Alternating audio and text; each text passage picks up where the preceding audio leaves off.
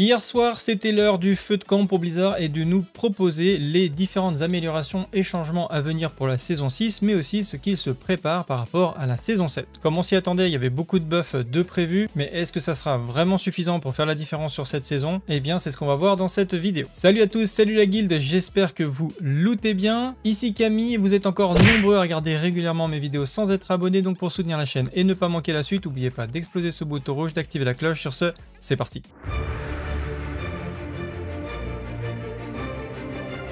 Alors le feu de camp a commencé par plusieurs bonnes nouvelles, puisque on sait que la mise à jour devrait arriver la semaine prochaine, que le PTR de la saison 7 arrive très bientôt, et qu'ils ont également annoncé un buff des loots ancestraux pour la saison 7. Bon, on l'aurait bien vu quand même sur la saison 6, mais au moins c'est confirmé pour la saison 7. Blizzard a également dit que le Spiritborn était un peu plus puissant que les autres classes. Ouais, on n'a pas trop la même définition de un peu plus puissant, et encore on est sur une échelle logarithmique, sinon il faudrait que la feuille soit 4000 fois plus grande. Ils auraient tout simplement pu dire que le Sacré Esprit était trop puissant cette saison, pas juste un peu puissant. Là. Je pense qu'au bout d'un moment, il faut dire les choses. Ils ont donné aussi la statistique de 62% des joueurs qui ont joué au moins une fois le Sacré Esprit. Donc je m'étais un petit peu enflammé avec mes 80-90%, mais bon, disons qu'il y a quand même une très bonne partie des joueurs qui ont joué cette classe sur cette saison, et évidemment ça s'est énormément ressenti. Ils reviennent aussi sur le fait que les autres classes comparées entre elles sont plutôt bien équilibrées.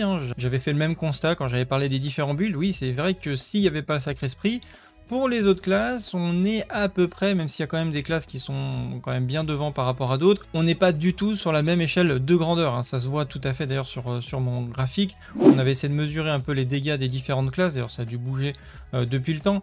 Mais il n'y a aucun rapport en fait entre la puissance des autres classes qui sont effectivement un peu plus dans les mêmes tranches de dégâts que le Sacré Esprit qui est sur une autre dimension.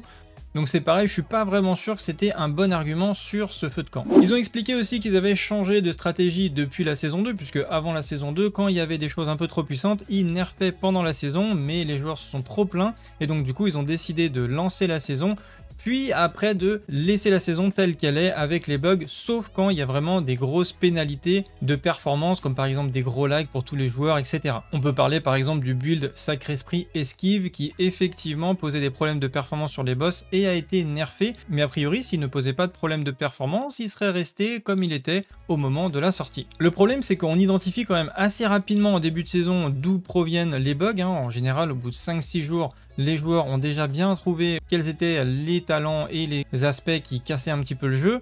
Et honnêtement, nerfer ces talents ou ces aspects en début de saison pourrait potentiellement permettre d'avoir une saison un peu plus saine. Mais je comprends que ce soit difficile sur cette saison, parce qu'ils ont tellement buffé, ils ont tellement misé sur le Sacré Esprit, que nerfer cette classe, où comme ils l'ont dit, plus de 60% des joueurs jouent cette classe, potentiellement, même s'ils le font en début de saison, ça pourrait faire partir beaucoup de joueurs. Donc c'est quoi la bonne solution? Plus de tests internes, des PTR plus longs, des phases de tests plus longues, recruter des meilleurs testeurs, je sais pas. En tout cas, il faut qu'ils fassent en sorte que quand la nouvelle saison sorte, on n'ait pas des incohérences aussi déséquilibrées qu'on a pu le voir comme sur cette saison. Donc on n'aura pas de nerf sur cette mi-saison du Sacré Esprit, normalement il devrait rester en l'état. Il y a un buff par contre de toutes les classes, je vous ai mis donc l'article en description, vous pourrez retrouver les buffs des différentes classes. Pour faire simple, je vous résume un petit peu ce qu'ils ont fait comme modification. Ils ont rajouté soit des bonus sur certains coefficients multiplicateurs, soit ils ont tout simplement rajouté des coefficients multiplicateurs aux différentes classes pour augmenter les dégâts. Donc effectivement, quand on rajoute des coefficients multiplicateurs, ça augmente quand même considérablement les dégâts d'une classe. Par contre, il faudrait 5 à 6 coefficients multiplicateurs supplémentaires pour pouvoir atteindre les chevilles du Sacré Esprit, ce qui n'arrivera pas évidemment. Donc oui, l'ensemble de classes sera plus performante sur la mi-saison 6, mais par contre on ne va jamais pouvoir rattraper le Sacré Esprit qui est vraiment dépendant de bugs, en particulier sur le bouclier visqueux qui apporte vraiment beaucoup de dégâts. Donc pour ceux qui voulaient se relancer un petit peu sur les différentes classes, attendez plutôt la semaine prochaine pour pouvoir jouer parce que ça va être quand même beaucoup plus facile. Et sinon on peut s'attendre à un énorme équilibrage du Sacré Esprit, donc un buff des classes peut-être encore plus important et un nerf du Sacré Esprit en même temps pour la saison 7, où là on va essayer de ramener les différentes métriques à peu près au même niveau et avoir une saison où les différentes classes ont auront leur place dans la compétition et auront des performances, je pense, un peu plus cohérentes les unes par rapport aux autres. Évidemment, la fin d'année va être compliquée pour Diablo 4 puisqu'on a l'arrivée de Path of Exile 2 qui est jugé par beaucoup comme un sérieux concurrent, voire le plus grand rival de Diablo 4, même si effectivement Path of Exile 1 premier du nom est un jeu un peu plus hardcore et s'adresse pas forcément au même public. Donc à mon avis, les deux jeux pourraient tout à fait coexister, en particulier si ils décalent leur saison. Alors maintenant, il va falloir voir à quel moment ils vont faire sortir la saison 7 parce que si c'est pas en décalage par rapport à la sortie de Path of Exile,